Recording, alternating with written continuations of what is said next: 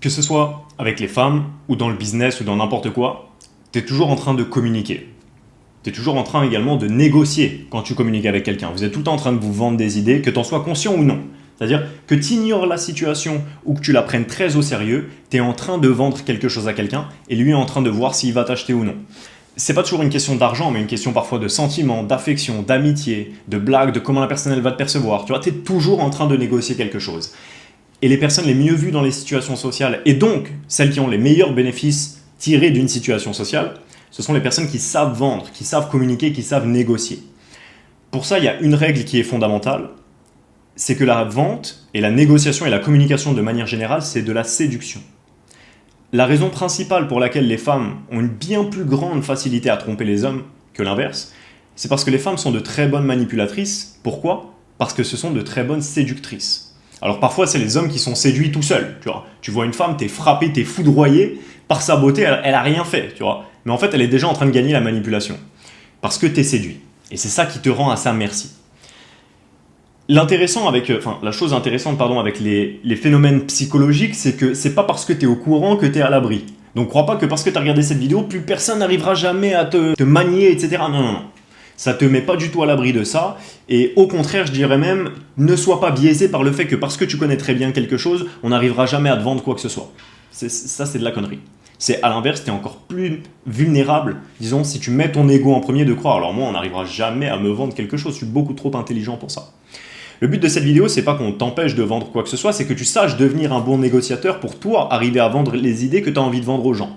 Que ce soit dans la séduction, que ce soit pour faire de l'argent ou pour communiquer avec ta famille ou dans la vie de manière générale, devenir un bon négociateur, c'est essentiel si tu veux obtenir de la liberté, de la richesse, de l'abondance avec les femmes, etc. Être apprécié dans des situations sociales, être considéré comme quelqu'un d'inspirant, de charismatique, qui apporte de la valeur, etc.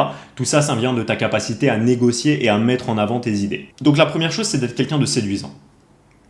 Quand j'étais plus jeune, avant de rentrer dans mes premières compagnies dans la vente et dans le marketing, j'étais déjà fasciné, probablement comme beaucoup d'entre vous, par le loup de Wall Street notamment.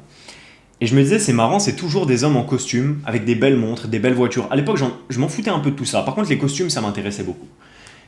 Et le côté justement d'être très séduisant, très beau, très élégant, tu vois, je comprenais pas pourquoi c'était toujours comme ça. Et les premiers mentors que j'ai eus, ils me disaient, mets-toi au sport, mets-toi à la salle. Et je remarquais de moi-même que les hommes les plus musclés, les plus charismatiques, ils m'imposaient le respect. Même par moi qui suis un homme, tu vois. Ils m'imposaient quand même le respect par le fait d'être considéré socialement plus beau. Il y a beaucoup d'avantages de toute façon dans la vie à chercher à être plus beau. Mais donc le premier conseil que je te donnerais, c'est de travailler sur ta capacité à être un homme sexy. C'est-à-dire que ce soit à travers ton parfum, ton élégance, ta tonalité de voix, ce sont des détails extrêmement importants qui n'en sont en réalité pas du tout. Deuxièmement, ça va être ta façon de t'exprimer. On m'a souvent fait remarquer que les mots que j'employais, ma manière d'utiliser un langage qui est un mélange entre du familier, du courant et du soutenu, mais qui tend quand même un petit peu plus que la moyenne vers le soutenu, très léger. Tu vois, je ne parle pas d'une manière très soutenue, mais j'emploie des mots et des constructions de phrases qui laissent penser que je sais très bien de quoi je parle. Ça tombe bien, je sais très bien de quoi je parle. Mais en même temps, ça me permet de le transmettre. Parce que si tu sais très bien quelque chose, mais que tu ne sais pas vendre l'idée que tu le sais, ça n'a quasiment aucune valeur, puisque les gens ne vont pas acheter ton idée. Encore une fois, qu'il s'agisse de séduction et que tu saches exactement comment rendre une femme heureuse et la faire jouir et lui faire vivre les meilleurs moments de sa vie, mais si tu ne sais pas lui vendre l'idée et qu'elle ne le perçoit pas, ça n'arrivera pas. Donc devenir un homme séduisant, c'est extrêmement important dans absolument toutes les situations de ta vie. À travers ta tonalité par exemple, à travers le rythme que tu mets, à travers l'énergie que tu imposes. Le secret, c'est aussi le eye contact. Ne jamais couper le contact que tu as visuel directement dans les yeux de ton interlocuteur, que ce soit un homme ou une femme, ça va t'amener énormément de charisme. Ça va te permettre de créer une complicité avec la personne. Alors il faut savoir le faire au bon moment, mais le faire souvent, ça va t'amener du respect de la personne en face qui se dira il ne baisse pas les yeux, il n'a pas peur de la situation sociale. Là où beaucoup d'hommes le font notamment avec des femmes, ils vont baisser les yeux, ils vont même pas regarder à gauche à droite, ils vont baisser les yeux parce qu'ils sont intimidés. Toi tu cherches à montrer que tu n'es pas intimidé. Mais tu ne cherches pas pour autant à dominer la personne face à toi et lui faire ressentir des sentiments négatifs, mais tu cherches à lui montrer que la situation, quelle qu'elle soit, ne t'intimide pas parce que tu es à l'aise dans la situation que tu es en train de vivre. Ce n'est jamais la première fois que tu dis quelque chose. Tu veux toujours laisser penser que tu as déjà été là plein de fois, que pour toi c'est absolument normal. Fait intéressant, en te laissant croire ça, tu vas te comporter comme si c'était le cas et tu vas avoir le droit à des privilèges, tu vas être traité comme étant une personne habituée au lieu. C'est-à-dire, bon, c'est un détail, mais je veux dire, quand tu vas dans un palace, quand tu vas dans un hôtel, plus prestigieux il est, plus c'est vrai, tu peux demander absolument ce que tu veux au serveur. Enfin, les gens vont se plier en quatre pour rendre tes désirs réels, tu vois. J'étais dans un palace là il y a pas longtemps à Barcelone et on voulait s'arrêter pour fumer des cigares, mais la cave était fermée, tu vois. Et ils nous ont pas. Donc on est arrivé à l'accueil, on leur a demandé est-ce que c'est possible d'aller récupérer des cigares, etc. Et on sait que la cave était fermée, parce que c'est ouvert le week-end ou fin de semaine, etc. Et que là on était en milieu de semaine, je crois. Ils nous ont dit oui, je sais pas si ça va être possible, etc. Et du coup, ce qu'on a dit, c'est bon, ce que vous allez faire, c'est que vous allez simplement aller nous chercher les cigares les plus chers que vous avez, et vous allez nous remonter les cigares les plus chers que vous avez, et on va faire comme ça. À partir de maintenant, il n'était même plus question qu'on n'ait pas accès aux cigares. Tu vois ? Il n'était plus question de ça. Parce qu'on est des jeunes, on reste des jeunes, etc. Quand on est arrivé, tu vois 3 jeunes qui arrivent dans la pièce, etc., dans un immense palace et tout ça, tu demandes des cigares, ils peuvent se dire, oui, bon, voilà, il vient fêter son bac, tu vois ce que je veux dire ? Seulement quand tu laisses penser que tu es habitué et que c'est absolument normal pour toi et que tu lui imposes ta réalité à cette personne et que tu lui dis simplement, va me faire ça, et comme ça facilite les choses pour tout le monde, tu vois. Bah en réalité, tu es en train de dominer l'interaction tout en ne donnant pas de sensation négative à la personne d'en face, puisque la domination, ça laisse souvent penser qu'il y a un dominé et un soumis, ce qui est le cas. Mais la soumission est souvent à une connotation négative, tu vois. Parfois, c'est simplement quand tu es un serveur face à un client et que ton objectif dans ce cas précis, c'est de réaliser les moindres désirs de tes clients, puisqu'ils dépensent tous des milliers d'euros par nuit dans ton hôtel, et tu es la personne qui est soumise dans l'interaction. Mais tu peux refuser si jamais la personne en face de toi ne te laisse penser qu'elle n'est pas ton client. Puisque dans ces situations, les serveurs, disons les serveurs ou les maîtres de chambre ou les maîtres d'hôtel, etc., ou les femmes de chambre, pardon, ou les maîtres d'hôtel, bon, femmes de chambre c'est pas le cas, mais pour les maîtres d'hôtel, ils se sentent au-dessus du client, enfin inférieurs à leur client, pardon, mais en dessus des gens qui ne sont pas des clients. Tu vois, il y a un certain prestige à leur job. Comme les gens qui travaillent chez Gucci ou chez Cartier ou quoi que ce soit. Bon, t'es caissier, tu vois. T'es caissier, mais comme t'es caissier dans un bel endroit, tu crois que t'es supérieur aux gens qui ne sont pas tes clients. Par contre, tu sais bien que tes clients sont largement supérieurs à toi, socialement. Et donc, t'acceptes cette interaction si tu laisses penser que t'es parmi les gens qui sont dans leurs droits. Ça, c'est quelque chose de très très fort que d'imposer sa réalité. Et c'est ça qui séduit énormément de femmes et c'est l'erreur que vous faites dans beaucoup de cas. C'est-à-dire, il y a beaucoup d'hommes qui vont se rabaisser face à des femmes, alors que ce qui excite le plus les femmes, notamment dans le monde moderne, c'est de montrer que tu es un homme qui sait ce qu'il veut dans la vie, puisque c'est tellement rare pour elles de croiser ce genre d'homme. Et c'est le cas aussi pour ton client ou pour absolument toutes les situations. Quand tu montres à la personne, écoute, ton problème, ça n'en est même pas un pour moi. Et le niveau de confiance qu'il aura en toi sera bien plus grand. Il dira, ok, la personne, elle gère la situation. Pareil avec les femmes, du coup, pareil avec la séduction. C'est pour ça que tu laisses penser le plus souvent possible que tu gères la situation. Dans l'exemple avec les femmes, tu vas jamais demander qu'est-ce que tu veux manger. Où est-ce qu'on va manger? Où est-ce que tu aimerais manger? Là, tu vas te manger un vu et il va rien se passer. Et elle va aller manger avec celui qui l'a obligé à aller manger. C'est-à-dire, tu dis pas est-ce qu'on peut aller manger à tel endroit ou où est-ce que tu aimerais aller manger, mais plutôt je te récupère à 8h ou je t'envoie un chauffeur à 8h, on va aller manger. Tu vois, c'est simplement des situations qu'en imposant, évidemment tu le fais quand il y a déjà une interaction, tu dis pas ça à une meuf que tu as croisée dans la rue, quoi que tu puisses le faire, si tu es extrêmement beau, ça passe. Si t'es pas beau, ça s'appelle du harcèlement par contre. Mais en tout cas, voilà, l'idée c'est que si tu sais déjà qu'il y a une attirance, imposer ta réalité, ça va amener la séduction à un niveau que tu ne peux pas comprendre, puisque toi en tant qu'homme ça peut être contre-intuitif, alors comment est-ce qu'elle pourrait vouloir se faire imposer des choses? Mais justement le fait que ça te semble contre-intuitif, ça te montre que c'est bien cette polarisation que tu recherches, puisque t'es masculin et elle est féminine. Donc vous êtes deux énergies différentes, tu vois, qui êtes censées s'épouser. Donc le fait que toi, tu te dirais c'est bizarre, ce serait bizarre qu'on me fasse ça, enfin je me sentirais comme la meuf en fait. Si tu regardes bien, tu te sentirais comme une meuf si la meuf t'imposait, ou est-ce que... Donc elle a envie de se sentir comme une femme.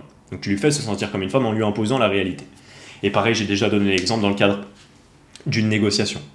Tout ça, ce sont des choses qui sont extrêmement importantes. Également, connaître sa propre psychologie, connaître ses biais cognitifs, savoir que ça, tu y es aussi soumis. Alors, ça semble n'avoir rien d'important, mais dis-toi bien que même à l'échelle de la société de manière générale, tu te fais toujours vendre des idées. Et si tu ne construis pas ta propre réflexion, tu accepteras juste inconsciemment l'idée que quelqu'un d'autre t'a vendue. Si tu ne fais pas consciemment un effort sur ta diète, tu vas juste manger ce dont tu as envie. Bah oui, mais les industriels, ils font en sorte que tu aies envie de leurs produits, en les bourrant de sucre, en les bourrant de sel, en les bourrant d'additifs, etc. pour te rendre accro à ces choses-là. Donc si tu ne fais pas un effort conscient sur ta diète, tu as accepté, toi dans ta tête, tu ne fais pas d'effort. Mais c'est pas que tu ne fais pas d'effort, c'est que tu as accepté ce que quelqu'un d'autre t'a vendu, inconsciemment, puisque lui, tout le reste du temps, il fait le travail de te le vendre. Pareil pour le divertissement, si tu ne fais pas d'effort conscient pour travailler sur ton business ou faire des choses que tu as réellement envie de faire dans la vie, et ce qui va se passer, c'est que tu vas accepter le divertissement beaucoup plus que de nécessaire dans ta vie. Et tu vas scroller, et tu vas regarder la télé, et tu vas te branler, et tu vas sortir pour ne rien faire, etc., etc. On parlera un peu plus tard des risques de vivre dans les meilleurs endroits. Puisque ce qu'il faut savoir aussi, c'est que on a l'impression que oh, waouh, si j'habitais à tel endroit, la vie elle serait tellement plus belle, tellement plus facile. Si j'allais tout le temps dans les 5 étoiles, ce serait tellement plus facile pour moi de travailler, d'avoir un bon environnement de travail, au lieu que d'être dans ma chambre, chez mes parents, etc. Ça c'est insupportable, etc. Mais sache qu'il y a aussi un coût à ça. La vie elle est jamais plus facile, contrairement à ce que tu crois. Aussi persuadé que tu puisses l'être, parce que quand tu vas être dans ces situations-là, la tentation que tu as de ne pas travailler, notamment quand tu as fait un peu d'argent pour arriver dans ces pays-là, et bien une fois que tu es là, tout est très facile. Tu vois, tout est très facile. Et donc tu te fais très facilement vendre l'idée de l'hédonisme, qui est justement ne pas travailler, juste prendre l'instant présent et kiffer ce que tu fais là maintenant. Tu vois. Et donc c'est beaucoup plus dur à ces moments-là de travailler. Mais je ferai une vidéo complète sur ça et sur quels sont les meilleurs endroits sur Terre pour travailler, pour se concentrer, quel est l'environnement parfait que tu pourrais avoir pour pas cher ou même en fonction des budgets, etc. Je le ferai dans une autre vidéo. Mais tout ça pour dire que ta propre psychologie, elle te biaise aussi constamment. Et tu as comme deux parties à l'intérieur de toi, une partie qui négocie pour le confort, une partie qui négocie pour la réussite souvent, puisque la réussite est souvent associée à l'inconfort. Et probablement, si tu regardes ces vidéos, c'est que tu cherches à devenir un homme meilleur. Donc si tu cherches à devenir un homme meilleur, ce que je te recommande, c'est quand tu as des moments, disons, où tu n'es pas dans un pic émotionnel, ou alors où tu es dans un pic émotionnel lié à ce que tu veux dans la vie, c'est là où tu prends des décisions. Et le reste du temps, tu restes en accord avec ces décisions. Une phrase que j'ai beaucoup aimée, parce que je travaillais dans la musique auparavant et j'avais fait une formation pour comprendre toute la légalité autour des lois dans la musique, etc. Et le gars me disait, les contrats, ça se fait quand tout va bien. Et ça, c'est une phrase que j'ai gardée pour toujours. À chaque fois que j'ai un business avec un associé ou quoi que ce soit, ou un partenariat potentiel, je me dis toujours la même chose. Les contrats, ça se fait maintenant, quand tout va bien, dès le début. Puisque le principe d'un contrat, c'est qu'il agira à ta place quand tout n'ira plus bien. Tu vois, plus personne n'a besoin de réfléchir, on n'a plus besoin de donner son avis, ça a déjà été décidé, on lit le contrat et c'est déjà expliqué la situation, ce qu'on va faire. Tu vois, parce que quand on s'entend bien avec tout le monde, oh, t'inquiète, je te laisse 70%, moi je m'en fous, je prends que 30%, etc. Et après tu fournis tout le travail et dans 5 ans vous vous baisez, même entre potes ça arrive, les trucs comme ça. Donc tu fais les contrats quand tout va bien. Et avec toi-même tu fais la même chose. Tu fais les contrats avec toi-même quand tout va bien. Parce que quand ça va mal, quand t'as la flemme, c'est là que tu es tenté d'aller sur ton téléphone. C'est là que tu es tenté d'aller jouer à la Play 5, ou d'aller procrastiner, ou d'aller voir une meuf pour la 6e fois de suite. Tu vois. Alors que tu sais que tu devrais faire d'autres choses. Et donc, quand tu es fatigué ou quand tu n'es pas bien, c'est là que tu lis le contrat que tu t'es fait avec toi-même. Mentalement ou que tu as écrit physiquement. Si tu as envie de l'écrire physiquement, c'est très très très puissant d'écrire les choses parce que pareil, ça te permet de... T'enlèves ton cerveau, tu le poses. Un conseil que je donne très régulièrement et que je te donne si tu as envie de plus dans ta vie, c'est considère-toi comme un Sims. Tu t'imposes la réalité. Et donc dans ces moments-là, tu lis le contrat que tu t'es fait avec toi-même et tu dis ok, je m'étais dit que ça arriverait, je savais qu'un jour j'aurais la flemme de le faire. Qu'est-ce que je m'étais dit que je ferais dans cette situation? Est-ce que je m'étais dit que si c'était un jour sur 200, je m'autoriserais à ne pas aller à la salle, mais à la place, courir, faire de la corde à sauter ou faire un autre truc? Ou est-ce que je m'étais dit, peu importe au bout de combien de jours, peu importe quand, si tu as la flemme d'aller à la salle, tu y vas?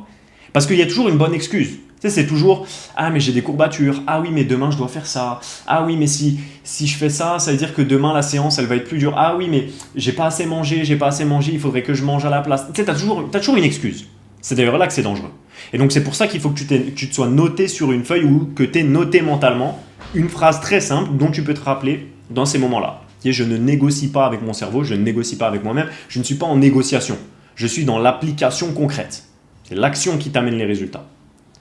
Donc voilà comment devenir un bon négociateur à la fois avec les autres et à la fois avec soi-même. Un livre que je peux te recommander, que j'ai recommandé plusieurs fois récemment, mais que je recommande encore parce que c'est très important que tu le lises, c'est Comment se faire des amis de Dale Carnegie. Pour l'influence, c'est l'influence et la manipulation, enfin l'influence et manipulation plutôt, de Robert Cialdini, qui est un livre qui est étudié littéralement dans les facs de psychologie. Donc c'est très intéressant que tu le lises, que tu vois un petit peu les techniques de négociation qui sont utilisées, les techniques de manipulation que tu peux utiliser également. Et un livre que j'ai beaucoup aimé, qui est de Bastien Bricou, qui s'appelle Manipuler, pourquoi et comment. Je crois que c'est ça le nom du livre. Très très bon livre. J'ai jamais entendu personne en parler, je crois pas en tout cas. J'ai été tombé dessus, je l'ai acheté. Excellent livre, avec des techniques concrètes exactement de comment manipuler, etc. Très très très efficace si tu es dans la vente, et je te recommande d'être dans la vente si tu veux faire de l'argent et que tu n'es pas entrepreneur ou que tu ne sais pas comment monter de business. Lance-toi dans la vente, c'est un excellent moyen de pratiquer ta négociation et de savoir justement comprendre les biais cognitifs et la psychologie des autres et ta propre psychologie et tes propres biais cognitifs pour atteindre tes objectifs dans la vie.